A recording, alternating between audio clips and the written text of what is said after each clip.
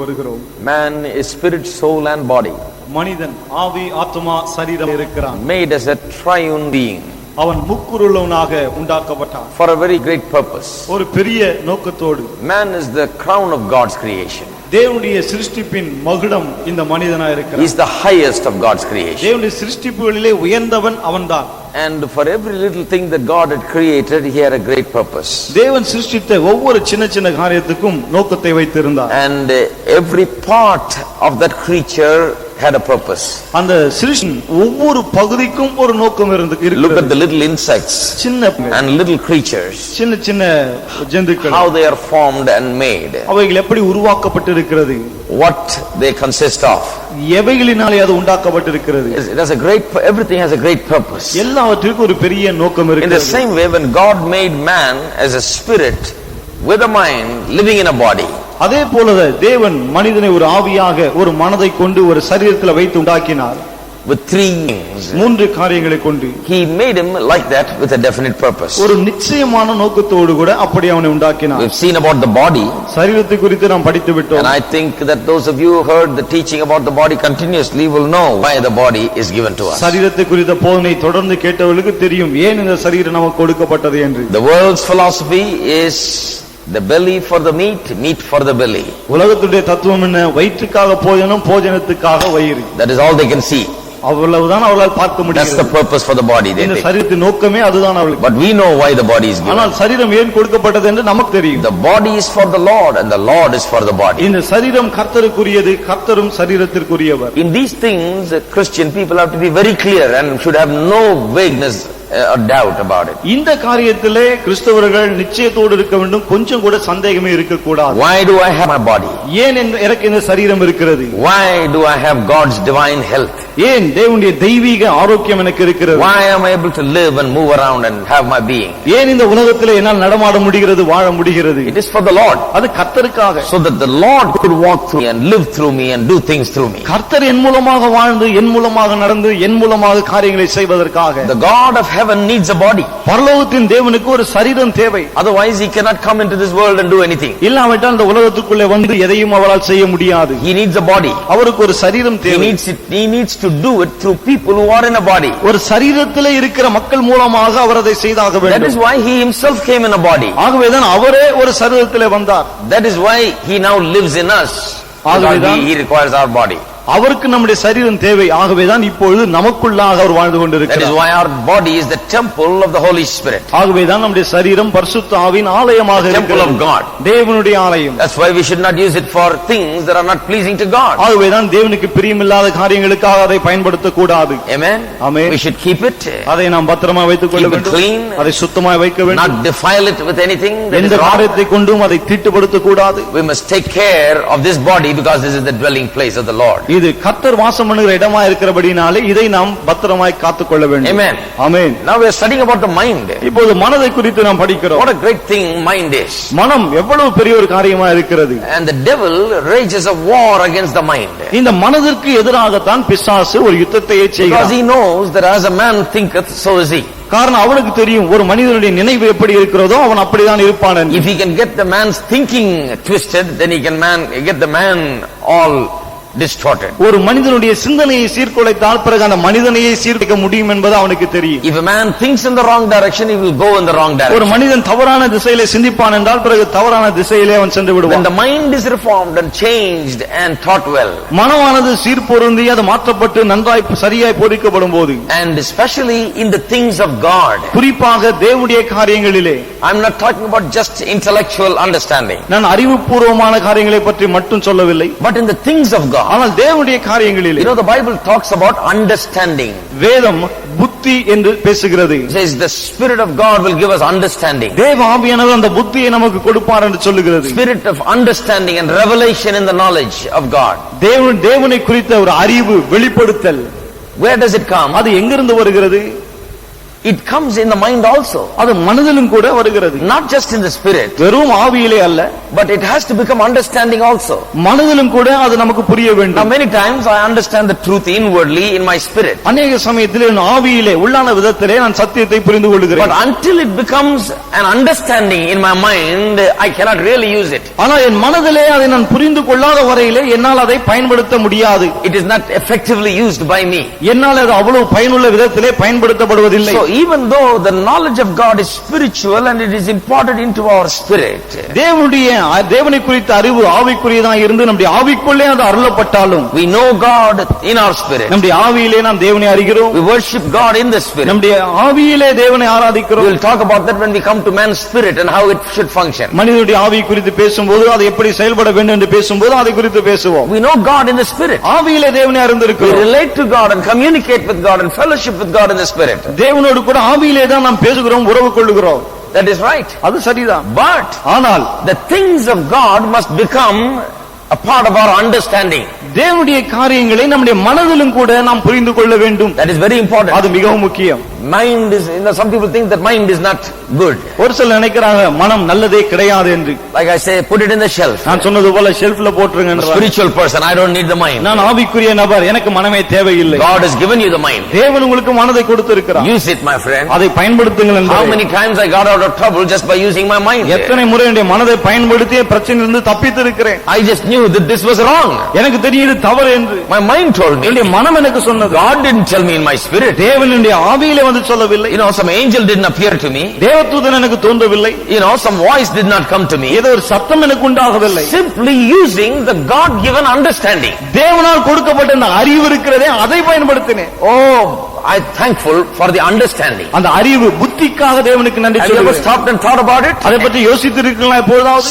I've had times when the Spirit of God showed me things and delivered me from situations. சில சமயங்களிலே தேவ ஆவியானவர் காரியங்களை எனக்கு காண்பித்து சூழ்நிலையிலிருந்து என்னை விடுவித்து இருக்கிறார். In a very deep way. ரொம்ப ஆழமான ஒரு விதத்திலே. Through the Holy Spirit. பரிசுத்த ஆவியின் மூலம் show my heart. என்னுடைய உள்ளத்திலே காண்பிக்கிறார். Speaking in my heart. என்னுடைய உள்ளத்திலே பேசுகிறார். That is good. அது நல்லது. But do you know that when you have understanding, ஆனால் உங்களுக்கு புத்தி அறிவு இருக்கும்போது, then you will walk with that understanding and you'll be wise in the things that you do. பிறகு அந்த அறிவோடு நடந்து கொண்டு நீங்கள் செய்கிற காரியங்களிலே புத்திமானாக இருப்பீர்கள். Amen. God told Joshua, தேவன் யோசுவாவை பார்த்து சொன்னார், He says, let this word be in your mouth. இந்த வார்த்தை உன் வாயில் இருக்கட்டும். Let it not depart from your eyes. உன்னுடைய கண்களிலிருந்து விலக வேண்டாம். Be sure to read it, look at it, do it and meditate upon it. அதை வாசி, அதன்படி செய், அதை தியானம் பண்ணு. And then அதன் பிறகு you shall have good success. நீ புத்திமானாய் நடந்து கொள்வாய். And you'll make your way prosperous. பிறகு உன் வழிகளை வாய்க்க பண்ணுவாய். You know that phrase, you shall have good success. அந்த புத்திமானாய் நடந்து கொள்வாய், அதாவது நல்ல வெற்றி பெறுவாய். அந்த வாக்கியம் வருது. In English it says you shall have good success. ஆங்கிலத்திலே நீ நல்ல வெற்றி பெறுவாய் என்று வருகிறது. In Tamil it says புத்திமானாய் நடந்து கொள்வாய். That means you will walk with some extraordinary understanding. அப்படி என்றால் ஒரு அசாதாரணமான ஒரு புத்தி அறிவோடு நீங்கள் நடந்து கொள்வீர்கள். அறிவாய் புத்திமானாய் அறிவுள்ளவனாய் ஜீவிப்போம். How many do you think that's godly? எத்தனை பேர் நினைக்கிறீங்க அது தேவ பக்தி உள்ள விதம்? Just look around you, how many Christian people are living without this thing called அறிவு, this understanding. கொஞ்சம் சுத்தி பாருங்க, எத்தனை கிறிஸ்தவர்கள் இந்த அறிவு புத்தி இல்லாமல் வாழ்ந்து கொண்டிருக்கிறார்கள். They think they have no use for it. அதுக்கு உபயோகமே இல்லை என்று எண்ணுகிறார்கள். You know what brings success? வெற்றியை எது கொண்டு வருகிறது தெரியுமா? Success is brought about by understanding things. இந்த காரியங்களை புரிந்து கொள்வதனாலே தான் வெற்றி நமக்கு கிட்டுகிறது. We must understand. நாம் புரிந்து கொண்டே ஆக வேண்டும். We must understand. நாம் புரிந்து கொள்ள வேண்டும். We must make our minds to understand the things of God. தேவனுடைய காரியங்களை நம்முடைய மனம் புரிந்து கொள்ளும்படி நாம் செய்ய வேண்டும். The truths of God must be understood. தேவனுடைய சத்தியங்கள் புரிந்து கொள்ளப்பட வேண்டும். Don't believe the wrong kind of thing that says, well, you may not understand it, அது உங்களுக்கு புரியாதுன்னு சொல்றாங்க. அந்த தவறான காரியங்களை எல்லாம் நம்ப வேண்டாம். The Bible says you will understand. வேதம் சொல்லுகிறது நீங்கள் புரிந்து கொள்வீர்கள். The Spirit of God comes in and gives you the understanding. தேவ ஆவியானவர் வந்து அந்த அறிவை உங்களுக்கு கொடுக்கிறார். Amen. Amen. Understanding is what is going to carry you through. நீங்க அந்த புத்தி தான் உங்களை நடத்த போகிறது. Now today I want to talk about one of the other dangerous mentalities that people have. இன்றைக்கு மக்களுக்கு இருக்கக்கூடிய இன்னொரு ஆபத்தான மனப்பான்மை குறித்து நான் பேச போகிறேன். I'm talking about various dangerous trends or mentalities. பல்வேறு ஆபத்தான மனப்பான்மைகளை குறித்து நான் பேசி வருகிறேன். Now today I want to talk about how that people have this one other dangerous mentality, and that mentality is saying, well, it is not possible for me. I can't understand, I can't comprehend, I can't do it, I can't. They believe they cannot. என்னாலே முடியாது, என்னாலே புரிந்து கொள்ள முடியவில்லை, என்னாலே கிரகித்துக் கொள்ள முடியவில்லை, என்னால் முடியாது முடியாது முடியாது என்று சொல்லுகிறாளே, அந்த மனப்பான்மை குறித்து இன்றைக்கு பேச போகிறேன். எனக்கு புரியாது, என்னால செய்ய முடியாது, எனக்கு வாய்க்காது, எனக்கு சரி வராது, என்னால முடியாது முடியாது முடியாது முடியாது. That's the attitude that they have. இந்த மனப்பான்மை தான் கொண்டிருக்கிறார்கள். Have you ever seen people with that kind of mentality? இப்படிப்பட்ட மனப்பான்மை கொண்ட மக்களை பார்த்திருக்கீங்களா? You know, before they even begin, they have that mentality, so their answer, is like this. தொடங்க முன்னரே இந்த மனப்பான்மை இருக்கும், ஆகவே பதிலும் அதை கேட்ட மாதிரி தான் இருக்கும். And whenever they begin something, they cannot finish it. எப்போதெல்லாம் ஒன்றை துவங்குகிறார்களோ அதை முடிக்கவே மாட்டார்கள். Because they have this mentality that says, I cannot. It will not come to me. I cannot understand it. It is not possible. காரணம் இந்த மனப்பான்மை இருக்கிற, என்னால முடியாது, என்னால் புரிந்து கொள்ள முடியாது, என்னாலே அது வாய்க்காது, இப்படி எல்லாம் நினைக்கிறார்கள். They are afraid of difficulties. கஷ்டங்களை கண்டு பயப்படுகிறார்கள். They are afraid that it will be too difficult to understand, too difficult to do. புரிந்து கொள்ள மிக கடினமா இருக்கும், செய்வதற்கு மிக கடினமா இருக்கும் என்று It பயப்படுகிறார்கள். is all in the mind. எல்லாமே மனதில் They இருக்கிறது. think they can't make it. அதை முடியாது என்று எண்ணுகிறார்கள். And then they can't make it. அதை பிறகு செய்ய முடியாமல் Let போகிறது. me begin with Deuteronomy chapter 30, உபாகமம் 30ஆம் அதிகாரத்தில் நான் துவங்குகிறேன். verse 11. 11ஆம் வசனம். And let us look into this kind of defeatist attitude that is a very dangerous mentality. மிக ஆபத்தான மனப்பான்மையாகிய இப்படிப்பட்ட தோல்வி மனப்பான்மை குறித்து இப்போது நாம் பார்ப்போம். Defeatist mentality. தோல்வி அடைவோம், என்னால முடியாது. This Deuteronomy chapter 30, this is God's there is outreach. அது உங்களுக்கு மறைபொருளும் கிடையாது, தூரம் கிடையாது. And give it. It is very clear. Think about it. சற்று குறித்து யோசித்து One பாருங்கள். of the things that people think, not for them, some people think, புரிந்து கொள்ள முடியாது. understand the rich and great truths. மாற்றும் ஆழமான விஷயங்களை என்னால புரிஞ்சிக்க முடியல. மேலோட்டம் அவளுக்கு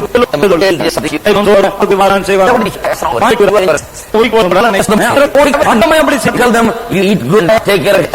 அந்த நேரம் Crying out. இதே தருவாங்க. Don't worry. Even though ஜாலியான புரிந்து கொள்ள முடியல. look at it for a moment. It doesn't matter who you are, நீங்கள் யாரா இருந்தாலும் சரி, how much education you have நீங்கள் had, எவ்வளவு படித்திருந்தாலும் சரி, how much grasp and understanding you have. உங்களுக்கு கிரகித்துக் கொள்ளக்கூடிய புரிந்து கொள்ளக்கூடிய சக்தி எவ்வளவு இருந்தாலும் சரி, I want to show you something. ஒன்றை நான் உங்களுக்கு காண்பிக்க விரும்புகிறேன். Truths, spiritual truths, the truths of God are meant to be understood by every single person. ஆவிக்குரிய சத்தியங்கள், அதாவது தேவனுடைய சத்தியங்கள் ஒவ்வொரு தனிப்பட்ட நபரும் புரிந்து கொள்வதற்காகவே இருக்கிறது. It is not hidden from you. அது உங்களுக்கு மறைவாக இல்லை. That is what God is saying to the people of Israel. இஸ்ரவேல் மக்களிடத்திலே தேவன் அதைத்தான் The சொல்லுகிறார். commandments that I have given you this day, Deuteronomy 30:11, உபாகமம் 30:11, இந்த நாளிலே நான் உங்களுக்கு கொடுத்த கட்டளைகள் is not hidden from you. அது உங்களுக்கு மறைவாக இல்லை.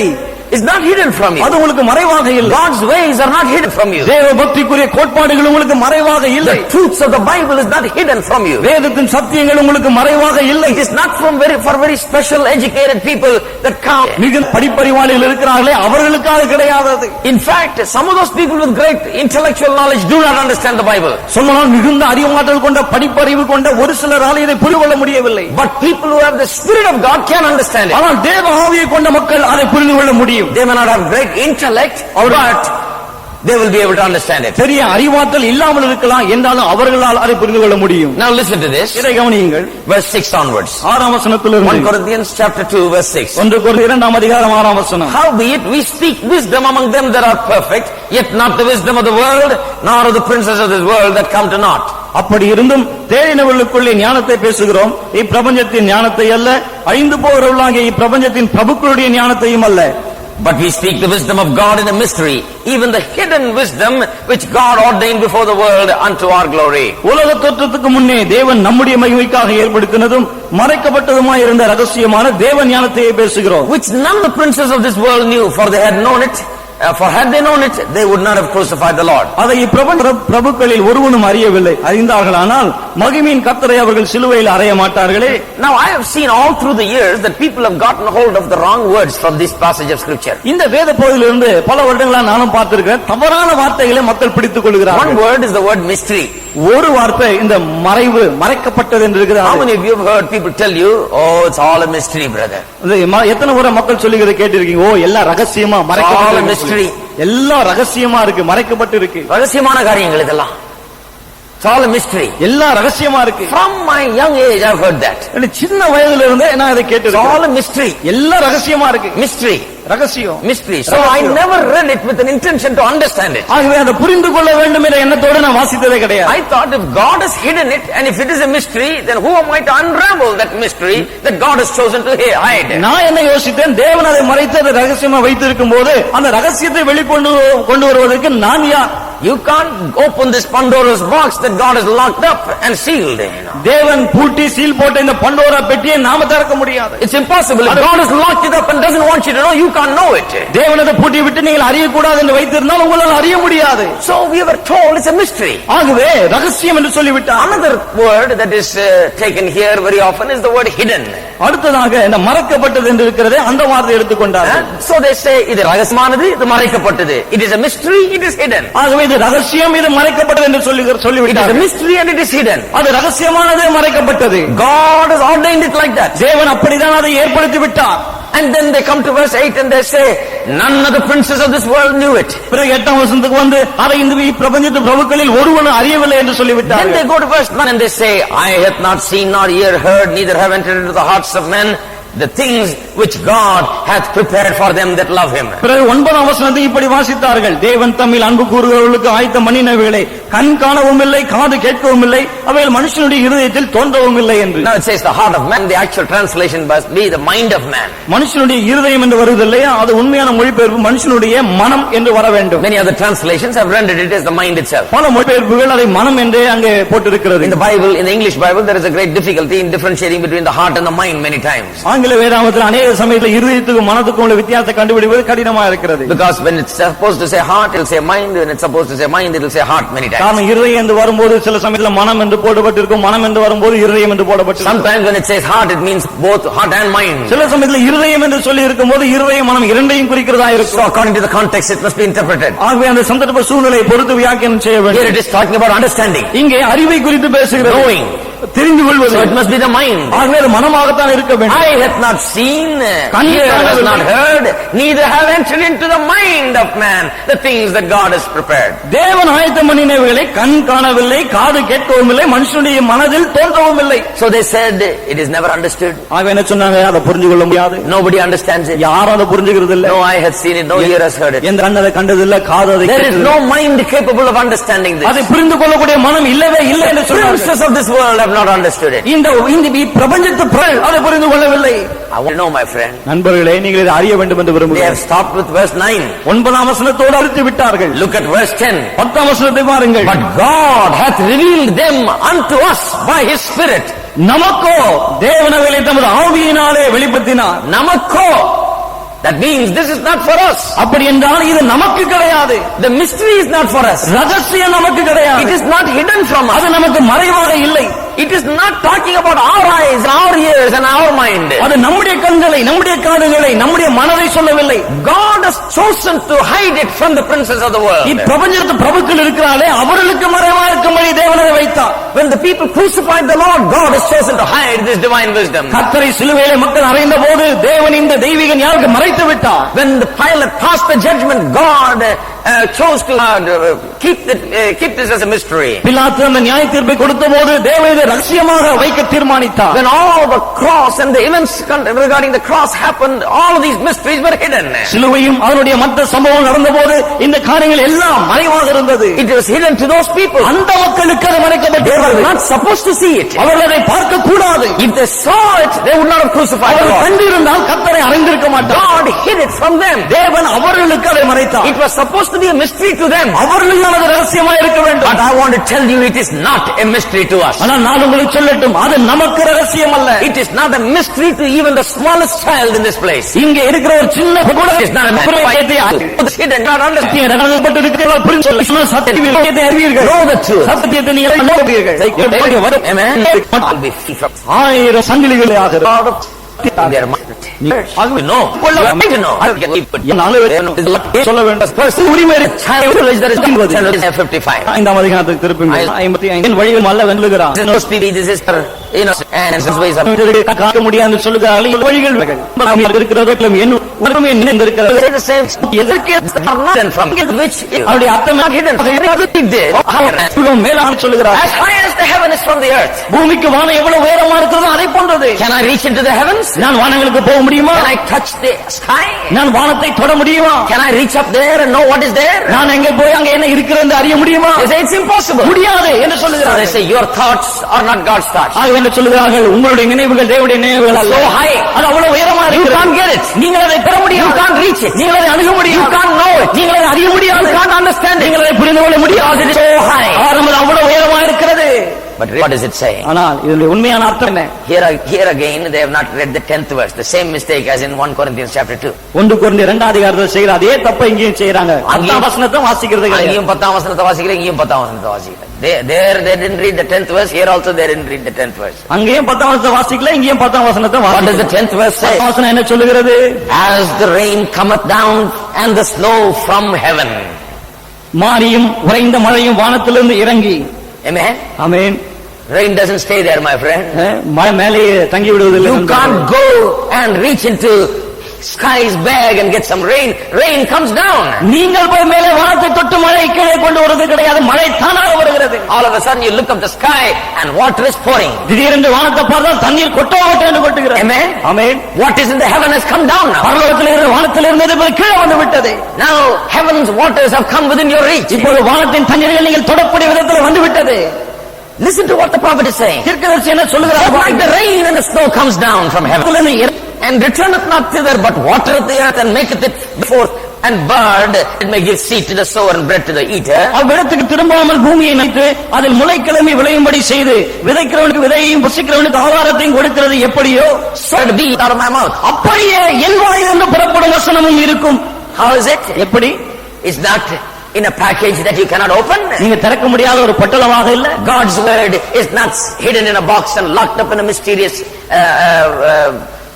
box that you cannot open. தேவனுடைய வார்த்தை ஒரு பெட்டியிலே போட்டு ரகசியமாய் பூட்டப்பட்டு இருக்கவில்லை. No. இல்லை. As the rain and the snow comes down. எப்படி மழையும் உறைந்த மழையும் கீழே இறங்கி வருகிறது. அது இறங்கி வருகிறது. You can touch it. நீங்கள் அதை தொடலாம். You can know it. நீங்கள் அதை அறியலாம். You can see the glories of God's wisdom and great knowledge. தேவனுடைய மாபெரும் அறிவு ஞானத்தின் மகிமையை நீங்கள் பார்க்கலாம். You can bathe yourself in that understanding and the knowledge that God has. தேவனுக்கு இருக்கிற அறிவு அந்த ஞானத்திலே நீங்கள் குளிக்கலாம். God's knowledge is poured down. தேவனுடைய அறிவு கீழே கொட்டப்படுகிறது. Amen. Amen. What is happening as I preach? நாம் பிரசங்கிக்கும் போது என்ன நடக்கிறது? God's knowledge is being poured down. தேவனுடைய அறிவு இங்கே ஊற்றப்படுகிறது. Word is being rained. வசனம் மழை போல வருகிறது. When you read the word of God, தேவனுடைய வசனத்தை நீங்கள் you read வாசிக்கும் good போது spiritual books, ஆவிக்குரிய புத்தகங்களை when you read வாசிக்கும் good போது spiritual messages, நல்ல ஆவிக்குரிய செய்திகளை கேட்கும் போது God's word comes down. தேவனுடைய வார்த்தை கீழே வருகிறது. Why do you think God has preachers? ஏன் தேவன் பிரசங்கியரை வைத்திருக்கிறார் என்று Some எண்ணுகிறீர்கள்? people think preachers are there to tell you that it is a mystery and it is hidden, you can't know it, and I'm here to tell you ஒரு you சிலர் can't know it. ஒரு சிலர் நினைக்கிறாங்க இது ரகசியம் உங்களால் அறிய முடியாது.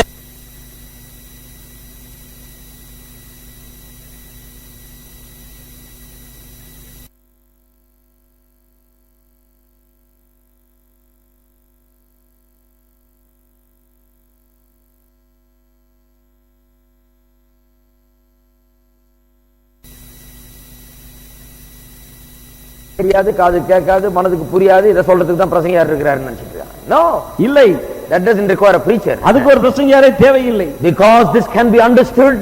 இது புரிந்து கொள்ளப்பட முடியும். ஆகவே This business of preaching is the greatest thing in the world. உலகத்திலே மிகப்பெரிய ஒரு காரியமாக இந்த பிரசங்கம் இருக்கிறது. That we are reaching into the heavens truths and bringing it down to the people. பரலோகத்தின் சத்தியங்களை மக்களுக்கு நாம் கொண்டு வருகிறோம். We are sharing it with people. மக்களோடு இருந்து கொண்டு Bringing it to you. உங்களுக்கு அதை கொண்டு வருகிறோம். By the help of the Holy Spirit. சுத்தாவின் உதவியோடு கூட Giving it to you. உங்களுக்கு கொடுக்கிறோம். So that your mind can be bathed with it. அதன் மூலமாக உங்களுடைய மனம் அப்படியே நனையும்படிக்கு And and it can produce something in you. அது உங்களுக்குள்ள ஏதோ ஒன்றை உருவாக்கக்கூடியதா So இருக்கிறது. when the rain comes, it does not return without doing what it's supposed to do. It says. ஆகவே மழை வரும்போது அது என்ன செய்ய வேண்டுமோ அதை செய்யாமல் அது வெறுமையாய் திரும்புவதில்லை என்று சொல்லுகிறது. What is the earth?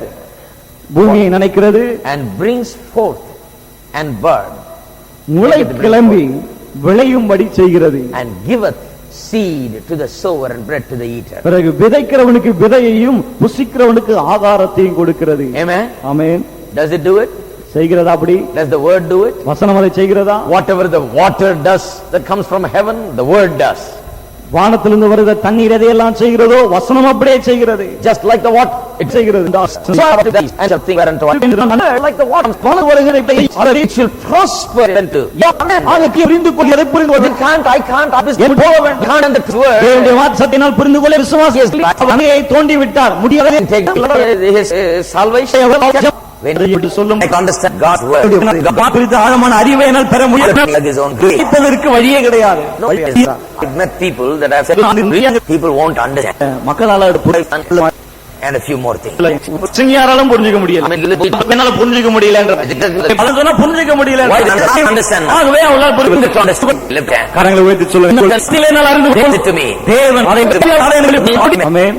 Our mind shall forth with peace, and the mountain and the hill that broke before you. It is singing, all the fields shall dance. நீங்கள் மகிழ்ச்சியாய் புறப்பட்டு சமாதானமாய் கொண்டு போகப்படுவீர்கள். அதுங்களுக்கு மந்திரமாய் முழங்கி வெளியின் மரம் எல்லாம் கைகொட்டும். What is happening? என்ன நடக்கிறது? Because the rain come down, the word down, producing changing heart, உள்ளத்தை மாற்றுகிறது, சந்தோஷத்தை it is bringing joy. Peace.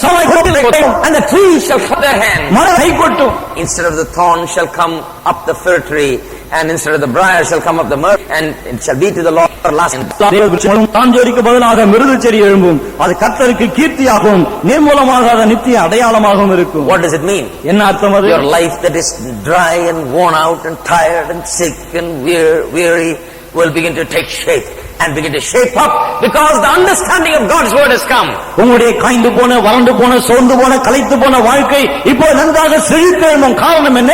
தேவனுடைய வார்த்தை புரிந்து கொள்ளுகிற ஒரு நிலைமை உங்களுக்கு ஏற்பட்டு இருக்கிற. The life of poverty and want and all the time in negativism, and that kind of life will all of a sudden, because the mind, the life begins to take shape and blossom. வறுமை, தரித்திரம், பிற்போக்கான எண்ணங்கள் இப்படி நிறைந்த ஒரு வாழ்க்கை திடீரென்று சொல்லி அது வாய்க்க செழிக்க ஆரம்பிக்கிறது. காரணம் என்ன? அந்த வெளிச்சம் உள்ளே வர ஆரம்பித்து விட்டது. Amen. Amen. Something happens. ஏதோ ஒன்று நடந்திருக்கிறது. How many of you say that after you heard the word together it's really changed? எத்தனை பேர் சொல்லுகிறீர்கள் பல மாதங்களாக தேவனுடைய வார்த்தை கேட்டதனாலே என்னுடைய வாழ்க்கை உண்மையாய் மாறி இருக்கிறது என்று? Can I see your hand? உங்களுடைய கரத்தை நான் பார்க்கலாம். Amen. Amen. It does. அது செய்கிறது. Something happens. ஏதோ நடக்கிறது. Inside something happens. உள்ளே ஏதோ நடக்கிறது. All the thorns and things are gone. இருக்கிற முள்ளு மற்ற காரியங்கள் எல்லாம் போய்விடுகிறது. That are spoiling your life are gone. உங்களுடைய வாழ்க்கையை நாசமாக்கின எல்லாம் போய்விட்டது. Bad habits are gone. கெட்ட பழக்கவழக்கங்கள் போய்விட்டன. Things that led you in the wrong direction are gone. தவறான திசையிலே உங்களை நடத்துறவைகள் போய்விட்டன. Your life begins to now look like the Garden of Eden that God created. இப்போ உங்களுடைய வாழ்க்கை தேவன் சிருஷ்டித்த ஏதேன் தோட்டத்தை போல இருக்கிறது. Amen. Amen. It is shaping up. அது நன்றாக வருகிறது. Everybody says, what's happened to him? எல்லாரும் கேட்கிறார்கள், இவருக்கு என்ன நடந்தது? Why is he doing well? ஏன் அவர் நன்றாக இருக்கிறார்? How come he's like this? எப்படி அவர் இப்படி இருக்கிறார்? Well, the word. வசனம். The word. வசனம். The word. வசனம். What is with the word? What is it with the word? வசனம் என்ன செய்கிறது? The word goes into the mind. வசனம் மனதுக்குள்ளே போகிறது. Mind is thinking right now. மனம் இப்போது சரியாய் சிந்திக்கிறது. Mind is understanding now. மனம் இப்போது சரியாய் புரிந்து கொள்ளுகிறது. Mind understands. மனம் புரிந்து கொள்ளுகிறது The truth of God's word. தேவனுடைய வார்த்தையின் சத்தியத்தை. Amen. Amen. When the mind understands, மனம் புரிந்து கொள்ளும்போது life will be all right. வாழ்க்கை நன்றாக இருக்கும். Hello. Hello. Are you there? இருக்கீங்களா? புத்தி இங்க வந்துருச்சுனா எல்லாம் சுத்தமாயிடும், கரெக்ட் ஆயிடும். Are you there? இருக்கீங்களா? For a lot of people problem is here. நிறைய பேருக்கு பிரச்சனை இங்க இருக்கு. When this gets all right, இது சின்ன work will be all right, வேலை ஒழுங்கா இருக்கும், business will be all right, வியாபாரம் ஒழுங்கா இருக்கும், family will be all right, குடும்பம் ஒழுங்கா இருக்கும், everything will be all right, எல்லாம் ஒழுங்கா இருக்கும். it will shape up, அது நன்றாக வரும். and you can battle and overcome any problem. எந்த பிரச்சனையா இருந்தாலும் நீங்கள் போராடி மேற்கொள்ளலாம். You can meet the challenge. நீங்கள் சவாலை சந்திக்கலாம். Because the business of I can't is gone now. நாம என்னால முடியாது என்ற காரியம் எல்லாம் போய்விட்டது. இப்போ Now you are saying I can. இப்போ நீங்க சொல்றீங்க என்னால முடியும் என்று. I can understand God's என்னால word. தேவனுடைய வார்த்தையை புரிந்து கொள்ள முடியும். God's word is where all the blessing is. தேவனுடைய வார்த்தையிலே தான் ஆசீர்வாதம் எல்லாம் அடங்கி இருக்கிறது. Now turn with me to John chapter 14. இப்போ திருப்புங்கள் யோவான் 14ஆம் அதிகாரம். John chapter 14. யோவான் 14ஆம் அதிகாரம். And let's read verse 16. 16ஆம் வசனத்தை நாம் வாசிப்போம். What kind of abilities do you have to understand? புரிந்து கொள்வதற்கு என்ன விதமான ஒரு ஆற்றல் திறமை உங்களுக்கு இருக்கிறது? What has God given you? தேவன் உங்களுக்கு என்னத்தை கொடுத்திருக்கிறார்? John 14:16. யோவான் 14:16. I will pray the Father and he shall give you another comforter, helper is the right word, that he may abide with you forever. நான் பிதாவை வேண்டிக் கொள்ளுவேன், அப்போது என்றென்றைக்கு உங்களுடனே கூட இருக்கும் சத்திய ஆவியாகிய வேறொரு தேற்றரவாளனை, அதாவது உதவியாளனை அவர் உங்களுக்கு தந்தருள்வார். Jesus says God is going to give you another comforter. இயேசு சொல்லுகிறார், இன்னொரு தேற்றரவாளன் உதவியாளரை தேவன் உங்களுக்கு கொடுப்பார். World cannot receive உலகானவரை காண ஒரு உண்மை செய்கிறார். that you can die. ஜீரணித்துக் கொள்ள That's the Holy Spirit. தேவனுடைய வார்த்தையின் சத்தியத்தை அறிய மிகப்பெரிய வேலை. ஏன் சத்தியம் கொடுக்க அவர்களாய் இருப்பீர்கள்? புத்திமானாய் நடந்து கொடுத்திருக்கிறார். Now listen to this. கொண்டு அவைகளை கைக்கொள்ளுவான். அது ஒரு பிரச்சனை இருக்கு, ஆனால் சத்தியத்தை you should is a challenge. 26. He teach all and bring all things. Remember, ஆவியாகிய தேற்றவாளனே எல்லாவரும் உங்களுக்கு நினைப்போட்டு. there going to be any difficulty? தேவியை கொடுத்திருக்கிறார். And you also the apostles, தரிசிகள், போதகர், மேய்ப்பர் எல்லாம் உங்களுக்கு இவை எல்லாவற்றையும் தேவன் சபையிலே வைத்திருக்கிறார். The Holy Spirit is the Lord of the church. பரிசுத்த ஆவியானவர் சபையினுடைய ஆண்டவராக இருக்கிறார். He is the hero of the church. அவர்தான் சபையின் நாயகன். Amen. கதாநாயகன். கதாநாயகன். Are you there? இருக்கீங்களா? He is the hero. அவர்தான் கதாநாயகன். He is the main thing. He is the main person. அவர்தான் முக்கியம். Why has God done it like that? ஏன் தேவன் அப்படி செய்து விட்டார்? Because the church is a place where truth must go forth. காரணம் சபை என்று சொன்னால் சத்தியம் செல்லுகிற இருக்கிற ஒரு இடமாக It is இருக்கிறது. the truth that's going to help the people. சத்தியம் தான் மக்களுக்கு உதவி செய்ய போகிறது. Nothing is going to help the people as much as the truth. சத்தியத்தை போல வேறு ஒன்றுமே மக்களுக்கு அவ்வளவு உதவி Why am செய்யாது. I preaching so hard? ஏன் இவ்வளவு கஷ்டப்பட்டு பிரசங்கிக்கிறேன்? Because it is the truth that's going to help you and I. சத்தியம் தான் உங்களுக்கு எனக்கு உதவி செய்ய போகிறது. I can come and dance all day. நான் வந்து இங்க நல்லா டான்ஸ் ஆடலாம். You will also laugh. நீங்களும் சிரிப்பீங்க. And you will also clap. நீங்களும் கை தட்டுவீங்க. You will also dance a little bit. நீங்களும் கொஞ்சம் dance ஆடுவீங்க. And then you go home and everything will be the same. அப்புறம் வீட்டுக்கு போனா எல்லாம் அப்படியே தான் இருக்கும். I can come and roll over here. நான் வந்து இங்க உருளலாம். And you will also roll. நீங்களும் கூட சேர்ந்து உருளலாம். And then when you go home nothing will change. பிறகு வீட்டுக்கு போனா ஒண்ணுமே மாறி இருக்கு. I can come and shout here. நாங்க வந்து கூச்சல் போடலாம். I can do a number of things here. பல காரியங்களை இங்க நான் செய்யலாம். And you may also do it. நீங்களும் அதை செய்யலாம். Then you go home nothing will change. வீட்டுக்கு போனா ஒன்று மாறி இருக்காது. But if you come and heard the word. ஆனால் வந்து நீங்கள் வசனத்தை கேட்டால். And by the anointed ministry of the pastor and teacher. இந்த போதகர் மேய்ப்பர் அவருடைய அபிஷேகிக்கப்பட்ட ஊழியத்தின் மூலமாக. And by the help of the Holy Spirit. பிறகு பரிசுத்தாவின் உதவியோடு. You can understand the word. வசனத்தை நீங்கள் புரிந்து கொண்டால். You will never be the same. நீங்கள் அதே ஆளாக இருக்கவே மாட்டீர்கள். You can stand in any situation under any circumstances and overcome it. நீங்கள் எந்த சந்தர்ப்ப சூழ்நிலையா இருந்தாலும் சரி நின்று அதை மேற்கொள்ளலாம். Are you there? இருக்கீங்களா? Are you there? இருக்கீங்களா? It's the truth that helps. சத்தியம் தான் சத்தியம் உழைக்கிறது. It's nice if I can dance so happy in the Lord. I can dance and shout and scream. மக்கள் ரொம்ப சந்தோஷமா இந்த டான்ஸ் ஆடி கொஞ்சம் சத்தம் போட்டாலும் நல்லதா இருக்கும். No problem. அது ஒண்ணும் பிரச்சனை But I கிடையாது. must preach the word. ஆனால் வசனத்தையும் ரசிக்க வேண்டும். What is the thing? வசனம் தான் முக்கியம். Nothing is முக்கியம். வசனம் தான் முக்கியம். Amen. Amen. Yes, come to lead you into all truth. சகல சத்தியத்திற்குள் உங்களை நடத்தும்படிக்கு அவர் வந்திருக்கிறார். Teach you all things. சகலவற்றையும் அவர் உங்களுக்கு போதிப்பார். Teach you all things. எல்லாவற்றையும் போதிப்பார். All things. எல்லாவற்றையும். Everything that you need to know. நீங்கள் அறிய வேண்டிய எல்லாவற்றையும். Amen. Amen. Let us go on now. தொடர்ந்து பார்ப்போம். Let us turn to Exodus chapter 13. 30ஆம் அதிகாரத்துக்கு திருப்புவோம். Now I want you to see how sometimes people never enter into that stage where they grow in the knowledge of God's word and God's ways. தேவனுடைய வழிகளை அறிகிற அறிவிலே, தேவனுடைய வார்த்தையை அறிகிற அறிவிலே அந்த கட்டத்துக்குள்ளே மக்கள் நுழைய முடியாதபடிக்கு இருக்கிறார்களே, அதை நீங்கள் பார்க்க வேண்டும் என்று விரும்புகிறேன். And they stay right there also. பிறகு அதே இடத்தில் நின்று விடுகிறார்கள். Verse 17. Exodus chapter 13 verse 17. யாத்ராகமம் 30:17. And it came to pass, and Pharaoh had let the people go, that God led them not through the way of the land of the Philistines, although that was near. For God said, lest the people repent when they see war and they return to Egypt. 13ஆம் அதிகாரம் Repent 17ஆம் means change their mind. 13ஆம் அதிகாரம் 17ஆம் வசனம். பார்வோன் ஜனங்களை போகவிட்ட பின் ஜனங்கள் யுத்தத்தை கண்டால் மனம் அடிந்து, அதாவது மனதை மாற்றிக்கொண்டு எகிப்துக்கு திரும்புவார்கள் என்று சொல்லி பெலிஸ்தரின் தேச வழியை போவது சமீபமானாலும் தேவன் அவளை அந்த வழியாய் நடத்தாமல். This is a group of people that are mentally weak.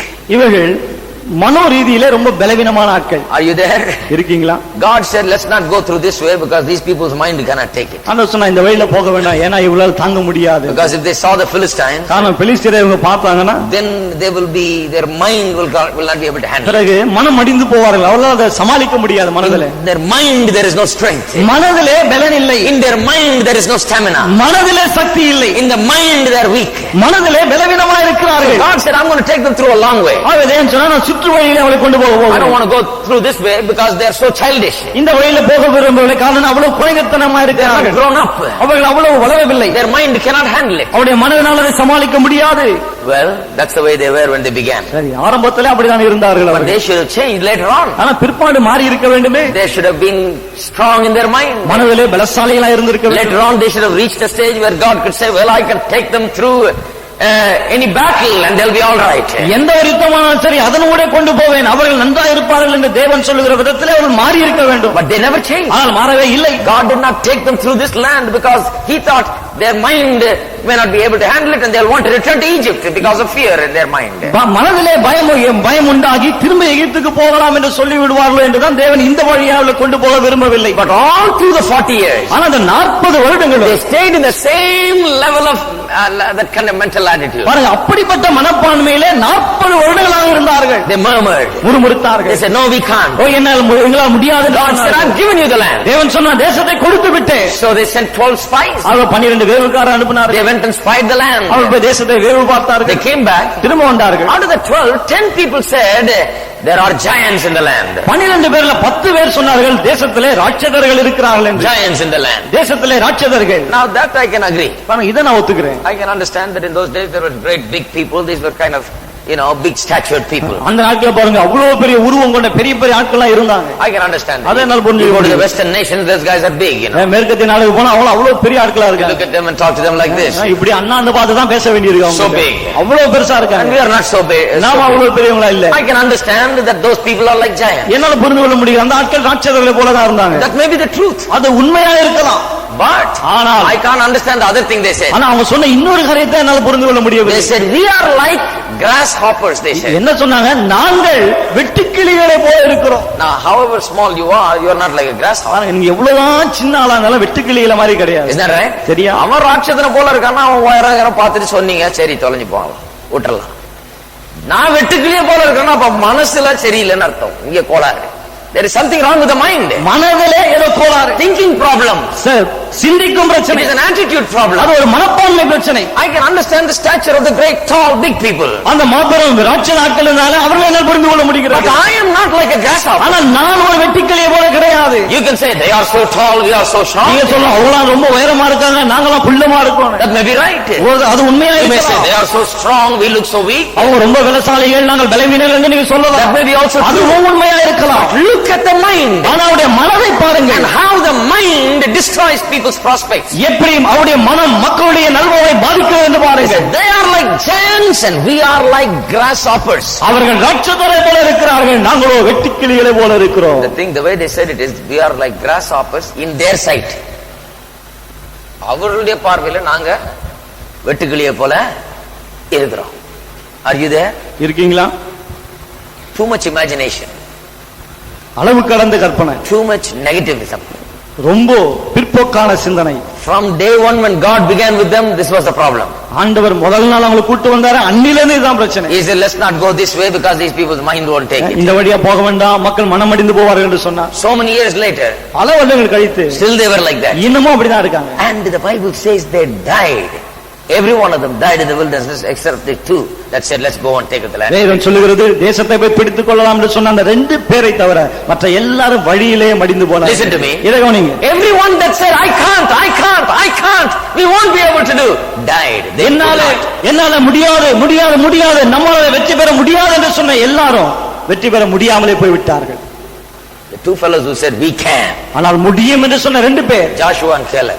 யோசுவாவும் காலேபும், They entered in. அவர்கள் உள்ளே நுழைந்தார்கள். Which side are you in?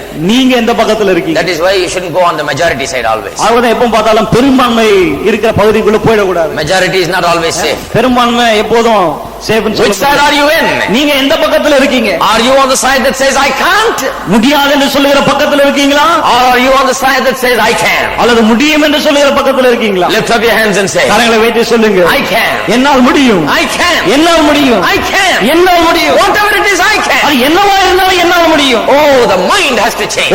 மனம் மாற வேண்டும். It's the mind that's the problem. மனம் தான் பிரச்சனையா இருக்கிறது. God said, I have given you the land. ஆண்டவர் சொல்றார், நான் தேசத்தை கொடுத்துட்டேன். There's no problem in that. அதுல பிரச்சனையே கிடையாது. If anybody is going to come against you, God's going to be with you. யாராவது உங்களுக்கு எதிராக வந்தா கர்த்தர் உங்களோடு இருக்க போகிறார். It's the mind that thinks you can't. மனம் தான் முடியாது என்று எண்ணுகிறது.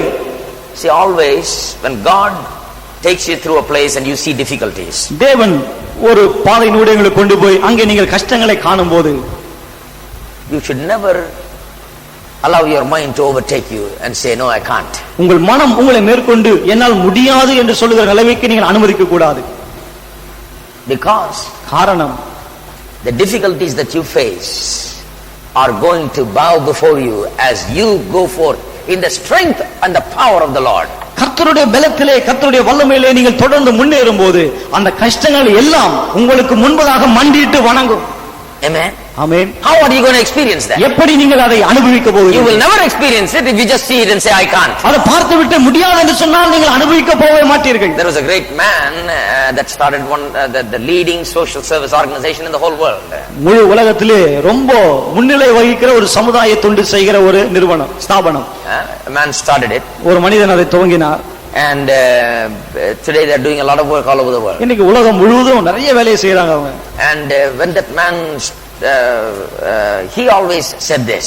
அவர் எப்போதும் இதை சொல்வார். Said, when you want to achieve something, அவர் சொன்னார், எதையாவது நீங்கள் சாதிக்க விரும்பும் போது always try to achieve something that is beyond your ability.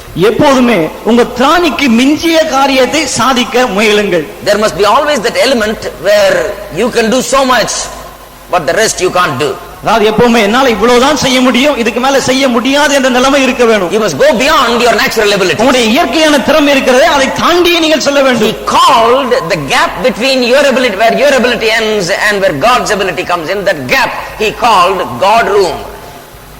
உங்களுடைய Leave God room, he said.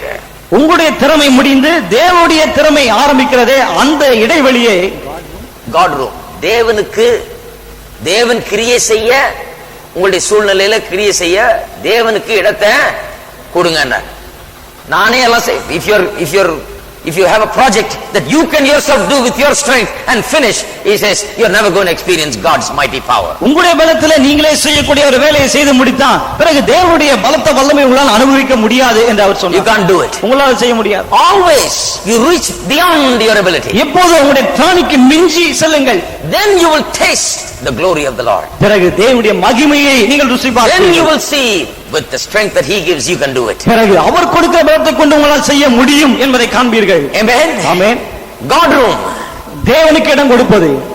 There must be a place for God to bring his power, his abilities and work in our lives. தேவன் அவருடைய ஆற்றலை, அவருடைய திறமையை கொண்டு வந்து நம்முடைய வாழ்க்கையில செயல்பட கொஞ்சம் இடம் இருக்க வேண்டும். Amen. Amen. It must be beyond ourselves. அது நம்முடைய தானிக்கு மிஞ்சினதா இருக்க வேண்டும்.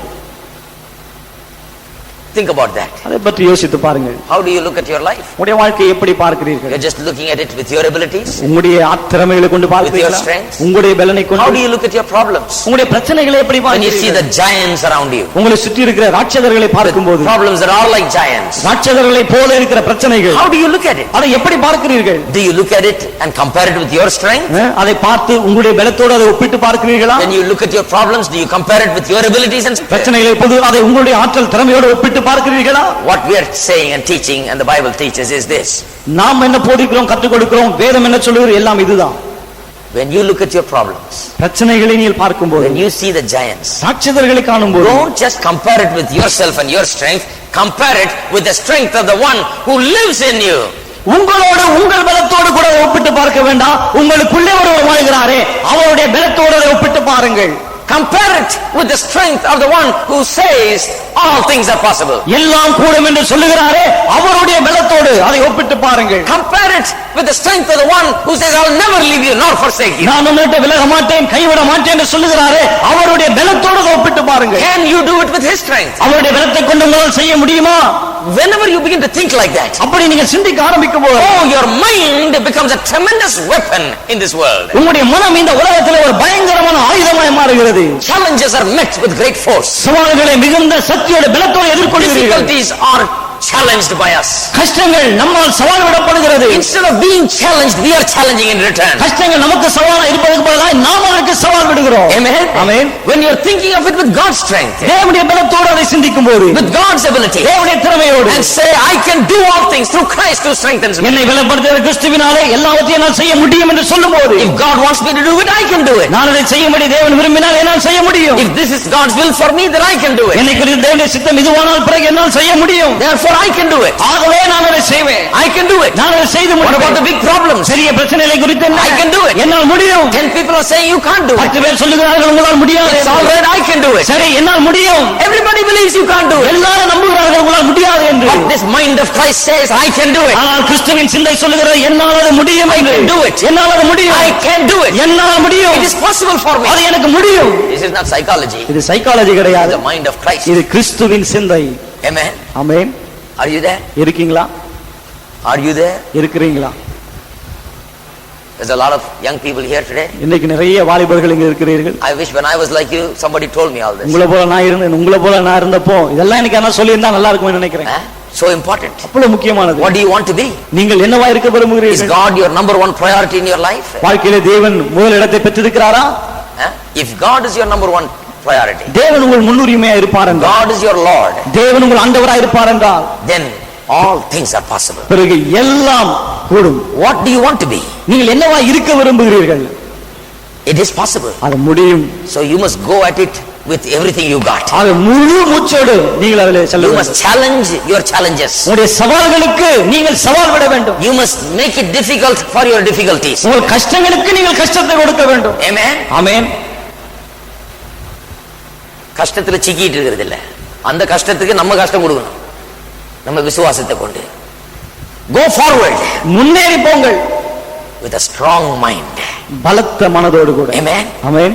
Oh, you see the churches around, you will see people around.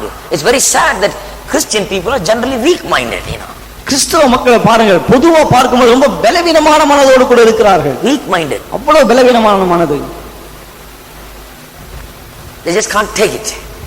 சமாளிக்க முடியவில்லை.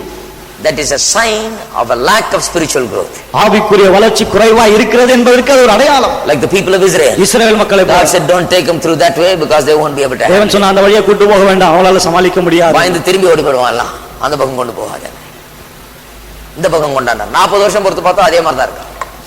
They are same. அப்படியே தான் இருக்காங்க. Are you going to believe God? தேவனை விசுவாசிக்க போகிறீர்களா? Put the right thoughts. சரியான சிந்தனையில போடுங்கள். Get the I can't out and get the I can in. முடியாத வெளியே துரத்தி விட்டு முடியும் என்பதை உள்ளே கொண்டு வாருங்கள். Amen. ஆமென். I can. என்னால் முடியும் முடியும் முடியும். When you say the biggest giants, you say I can. மிகப்பெரிய ராட்சதங்களை பார்க்கும்போது முடியும்